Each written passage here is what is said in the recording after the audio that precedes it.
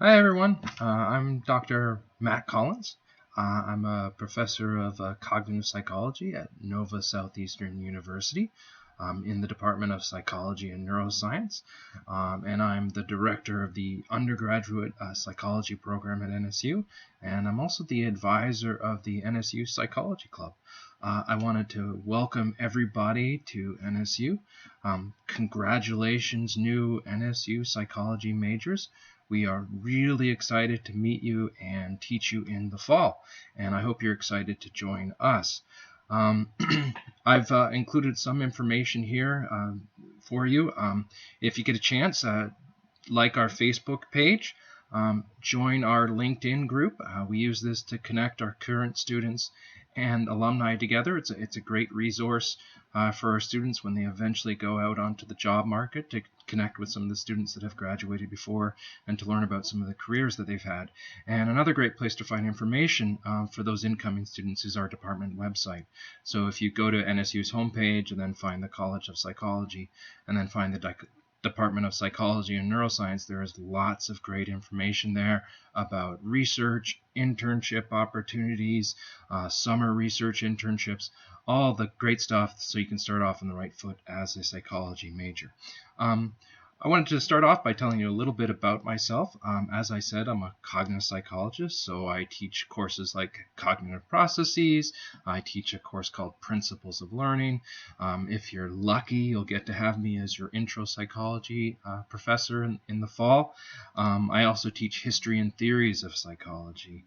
And in my role as a director, you also come into contact with me because along with Dr. Raza, we often hold what we call career development brown bags, where we sort of teach you about the process of applying to graduate school and finding the right careers for you that you're interested in psychology, teaching you how to do things like write personal statements and find good reference letters and hunt down those internships that are really, really important these days. So hopefully you'll get to see me around a lot. One of the other things I wanted to do today is I also wanted to sort of introduce you a little bit to my research interest because, one of the great opportunities at NSU is for you to get involved at the level of research as a student. These aren't necessarily opportunities that a lot of students have at other schools. And so I sort of want to introduce you to my own research areas because, I myself am often looking for students to get involved and help me with my research, which can lead to things like presenting at conferences around the world and even potentially being a published author on the studies that we work on. I particularly wanted to introduce you to one project that I'm working on right now and that I will be looking for student involvement on in the near future. And that project concerns eyewitness memory. One big area in eyewitness memory is how to predict whether someone is correct when they pick somebody out from a lineup that they view. So for instance, oftentimes police will ask you after you make a decision on a lineup how confident you were in the choice. And studies have consistently shown that there's actually very little relationship between people's confidence in the choice they made and how accurate they are in actually picking out the perpetrator from the lineup. And so within the area of eyewitness research, people have been sort of interested in what kind of factors can potentially predict whether someone's accurate in picking somebody out from the lineup, which is a big problem because when you pick out, for instance, someone incorrectly, all right, we're talking now potentially about someone being falsely convicted and all kinds of time and money that goes into that process. And of course, the problem that the person who actually committed the crime has now gotten away with it, right? So another variable that the research have been looking at the speed in making the choice and decision. There's one theory out there that essentially argues that when you make an identification faster than about 10 or 12 seconds, then maybe you have a better chance of being accurate in the choice that you make, right?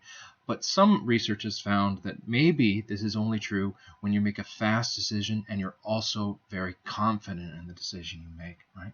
So the study that some students and I are carrying out is sort of examining how this combination of speed and accuracy predict your performance on different kinds of eyewitness lineups. So in our current study, what we're asking is how different kinds of facial identification skills, your speed in making your decision, and your confidence level may actually predict your performance on an eyewitness task. Right?